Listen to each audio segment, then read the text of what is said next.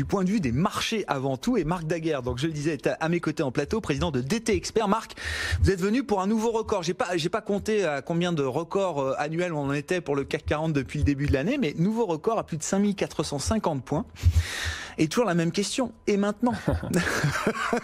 Qu'est-ce qu'on peut dire de la situation de marché? L'éternelle question. Alors d'abord, pour répondre à la première question, les records du CAC, ils sont incessants quasiment depuis le début de l'année, puisqu'on est en ligne droite quasi permanente, de façon très surprenante. On a eu un petit à-coup quand même ces 15 derniers jours là. Hein. Mais c'est ça qui était encore, je trouve d'autant plus surprenant, c'est que l'à-coup en question aurait pu engendrer une correction un peu plus forte que tout le monde attendait. En tout cas, je dis pas espérer, mais attendait, parce que et finalement cette correction a été très vite rattrapée et dépassée maintenant, puisqu'on est largement au-dessus du dernier plus haut. Alors maintenant, pour répondre à la question d'un point de vue technique, vous l'avez dit tout à l'heure. Vous avez parlé des 90% de retracement. Bon, ouais. Il faut savoir que en termes d'analyse graphique, quand on regarde des retracements, il y a ce qu'on appelle les ratios de Fibonacci.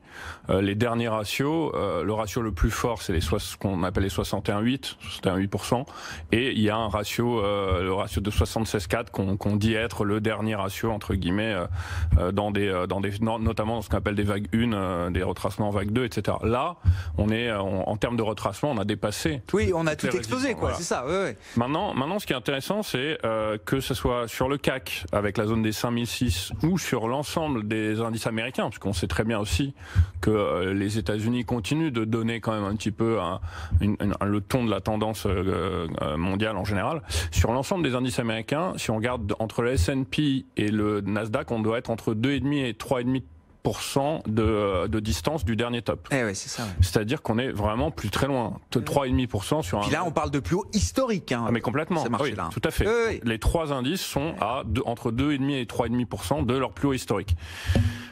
Ça veut dire quoi? Ça veut dire, pourquoi je dis ça? Parce que aujourd'hui, en termes d'analyse graphique, parce que moi je m'intéresse avant tout à l'analyse graphique, j'ai besoin d'avoir des balises qui me permettent de justifier ou non certaines zones d'arrêt et des zones de... Et la dernière zone maintenant d'arrêt qu'on a à disposition sur ces indices, c'est à peu de choses près, à part prendre ce qu'on appelle les triangles ouverts sur les indices américains, où là on serait un peu plus haut, mais aujourd'hui à court terme c'est ce qu'on appelle le fameux double top. Voilà. J'ai reçu un mail d'un client il y a quelques jours qui me disait alors monsieur Daguerre, est-ce que vous pensez qu'on va repartir à la hausse ou est-ce qu'on va vers un double top? Bon, et maintenant c'est ce que les gens vont attendre. Ouais. Aujourd'hui, si on regarde la configuration de la hausse et avec la baisse qui précède, et si on regarde même les antécédents qu'on a dans le marché, ça reste quand même quelque chose de relativement positif.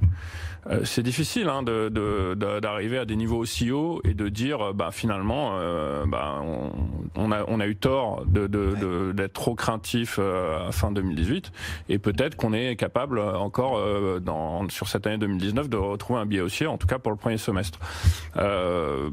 C'est vraiment difficile de se prononcer de façon très claire. Il n'y a pas de données aujourd'hui. J'ai entendu ce que vous disiez avant. On parle du Brexit, on parle des tensions commerciales Chine-États-Unis, qui sont les drivers qu'on regarde actuellement. Il y a deux choses. Il y a la réalité, l'économie telle qu'elle est, avec encore des dettes privées qui sont très lourdes. On est en France en dette privée à quasiment plus de 130% du PIB, donc quand même quelque chose d'énorme, qui est encore plus gros que la dette publique, qui est autour de 100%. Donc il y a cette réalité-là. Mais à côté de la réalité, il y a, j'allais dire, ce que donne le marché lui-même, et le marché lui-même est en dehors de la réalité aujourd'hui. Et la question de savoir jusqu'à quand il peut l'être, c'est la question que tout le monde se pose. Avec ce qui s'est passé là, c'est-à-dire le retournement violent de fin 2018, on pouvait commencer à se dire... Bon, on revient dans une logique un petit peu de correction des marchés qui montaient de façon un peu artificielle, etc. Retour aux fondamentaux. Voilà. Et puis non, les banques centrales arrivent, et donc retour à l'artifice d'une certaine manière.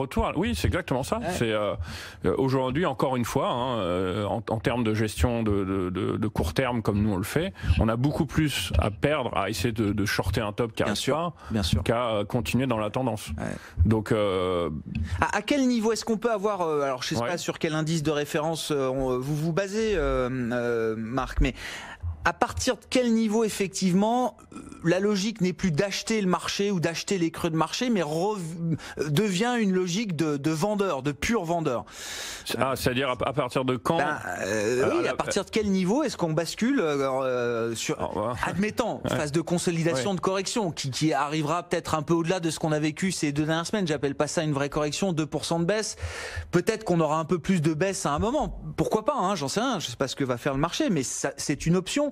À partir de quel niveau on commence à s'inquiéter d'une éventuelle phase de correction qui pourrait tourner à quelque chose de plus compliqué? Parce que là, je vois tous les baissiers l'attendent d'une certaine manière. Ça piaffe un petit peu du côté des ours, des bears. Alors là, ce que je vais vous dire, c'est pas très réjouissant, mais c'est ce qu'il y a de plus honnête comme réponse que je peux apporter, c'est que quand on est dans des zigzags comme ça très très très intenses, c'est-à-dire qu'on a des vagues de baisse très fortes qui alternent avec des vagues de hausse très fortes, les niveaux clés à surveiller sont d'autant plus éloignés parce que on rentre dans une espèce de range avec une amplitude telle que là aujourd'hui on peut envisager, pour être techniquement propre, hein, que le CAC revienne jusqu'à son plus bas qu'il avait fin 2018. Waouh, 4006, hein, je rappelle. Ouais, sans pour autant se dire qu'on n'a pas en fait une correction en 3 temps. Donc on a baissé, c'est-à-dire avec la vague A qui avait eu lieu jusqu'à fin 2018, la vague B dans laquelle on serait là aujourd'hui, et la vague C qui intervient derrière. Donc en termes techniques, là, on est vraiment dans une situation extrêmement délicate. Ça serait même éventuellement plus facile en termes de proximité d'envisager des niveaux à la hausse qui pourraient valider une hausse plus pérenne. C'est-à-dire qu'aujourd'hui, si on dépasse franchement les 5006 sur le CAC, on regarde des graphiques de long terme et là on se dit, on récupère un potentiel de hausse quand même assez conséquent. 5006, je précise, hein, parce que c'est pas le top de fin septembre. Le top de fin septembre, il est à 5005. Voilà, c'est ça. Mais c'est le top du mois de mai 2018, c'est ça, hein. Oui, alors il a 5660, mais si vous voulez, en gros, c'était un top un peu isolé, mais les 5535, c'était la zone qui a vraiment arrêté le marché. Donc j'ai pris je comprends. J'ai pris un juste milieu. C'est les puristes vous prendront les 5760. Mais oui, non, mais si on veut avoir un ordre d'idée. Voilà, un ordre d'idée. Si on dépasse franchement les 5006 sur le CAC, on arrive effectivement à un potentiel de hausse derrière qui pour moi reste encore très conséquent. On peut prendre 1000 points derrière quasiment, si graphiquement parlant. Oui, bien sûr, toutes choses égales par ailleurs et en fonction de. Mais absolument. Et ce qu'il y a d'autant plus surprenant, on a par exemple sur la cartographie qu'on a vue sur le premier trimestre qui vient de s'achever là en 2019, on a déjà un CAC, et ça je l'ai souligné plusieurs fois avec vous, qui surperforme quand même. C'est vrai. C'est-à-dire qu'à l'exception du Nasdaq uniquement, le CAC a mieux fait sur le T1 2019 que, évidemment, ses pairs européens, mais il a mieux fait que le Dow Jones, il a mieux fait que le S&P. C'est vrai.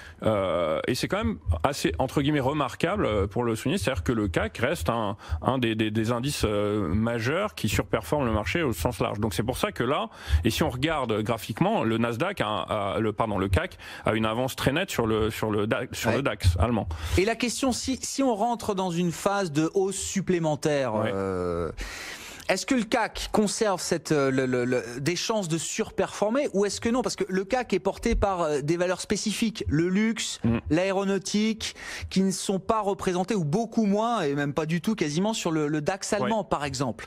Si on a un nouveau scénario de hausse qui s'ouvre devant nous, et on verra bien ce qu'il en est, est-ce que ça veut dire forcément qu'il y a des secteurs faibles, des secteurs en retard qui doivent prendre le lead? Oui, alors il y a souvent sur les indices comme ça qui sont quand même très corrélés, hein. On voit très bien que les indices européens en général vont aller dans le même sens.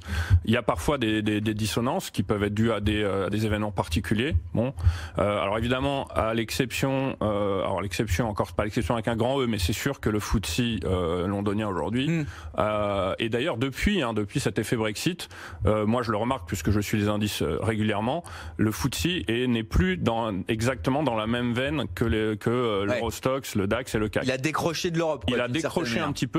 Ce qui ne veut pas dire qu'il va totalement à contre-tendance, mais on le voit, si vous regardez les bilans, régulièrement les bilans hebdomadaires, les bilans mensuels, trimestriels, il y a toujours un petit écart entre le FTSE, parfois à l'avantage du FTSE, parfois au désavantage du FTSE, en fonction des rattrapages ou des news autour du Brexit. Maintenant, ce qui est sûr, c'est qu'il y a souvent cette notion de rattrapage, on la voit dans certains secteurs, par exemple, lorsqu'un secteur commence à surperformer, la valeur qui a peut-être été le plus en retard va peut-être avoir un potentiel plus intéressant.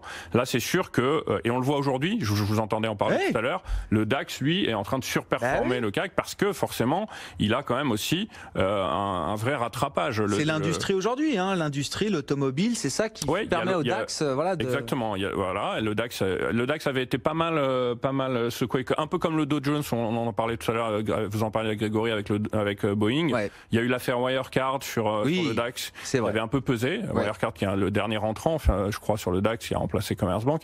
Donc le DAX a effectivement eu un petit rattrapage qu'il est peut-être en train d'entamer. Et nous, en termes d'analyse technique, c'est vrai qu'on aime bien aujourd'hui. On préférerait se positionner par exemple sur le DAX que sur le CAC parce qu'on pense qu'il y a effectivement un potentiel plus important. Si le marché doit continuer, c'est là où il y aura le plus de potentiel. C'est sur un indice comme le DAX. Si vous regardez aujourd'hui l'indice qui est le plus en retard par rapport à son dernier top, c'est le DAX. On l'a dit, les indices américains sont à entre 2 et 3%, et je pense que le CAC là doit pas être très loin des 3-4% des 5006 dont on parle. Donc forcément, oui, ça reste quelque chose d'assez intéressant. Maintenant, il y a autre chose. Il y a deux choses que je voudrais dire qui peuvent être des indicateurs ou en tout cas justifier aussi le flou dans lequel on est. D'abord, quand on regarde des indices, on regarde aussi des valeurs au cas par cas, puisqu'un indice, forcément, c'est un ensemble de valeurs pondérées. Au cas par cas, on a des valeurs sur lesquelles on est acheteur, voire très acheteur, et on a quand même encore un certain nombre de valeurs sur lesquelles on reste très vendeur. Ah oui. Donc on n'a pas une tendance très claire qui se dessine quand on regarde les valeurs les unes après les autres.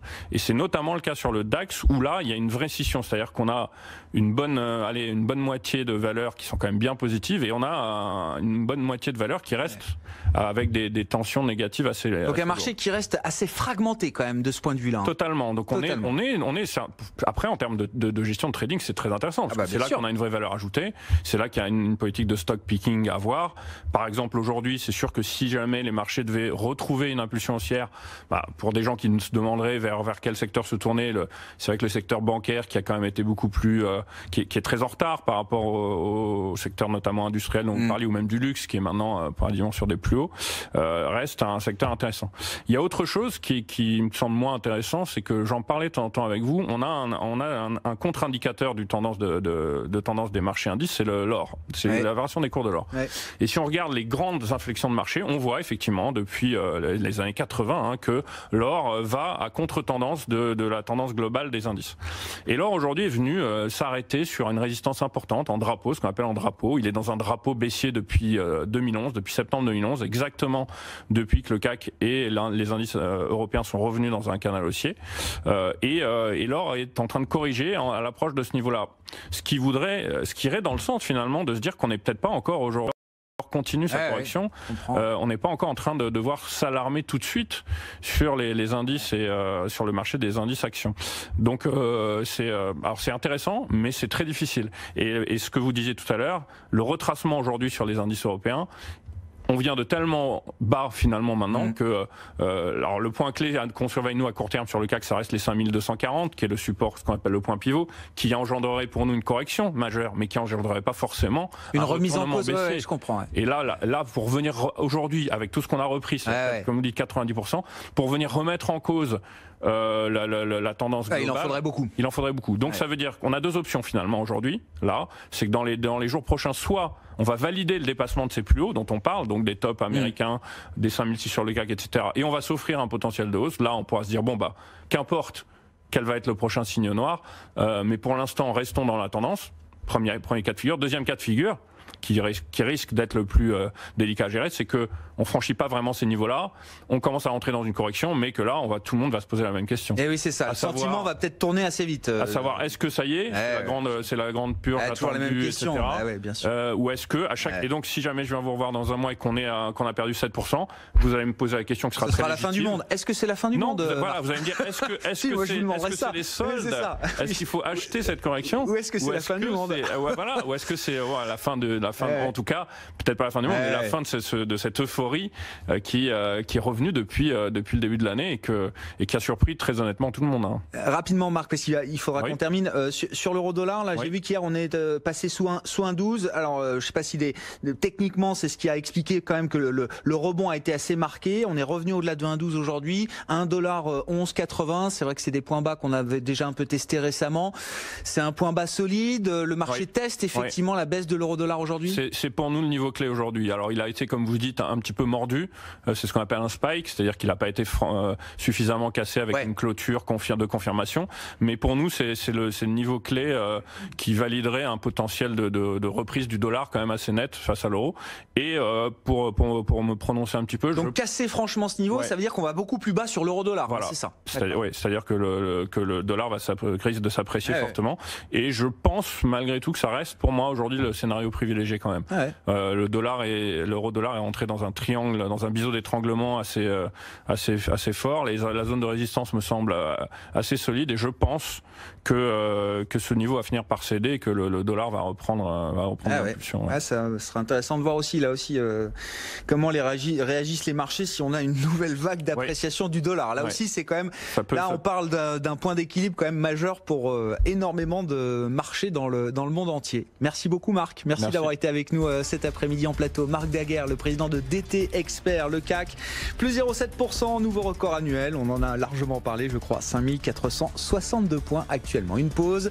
Direction New York dans un instant pour retrouver Sabrina en duplex depuis le Nasdaq.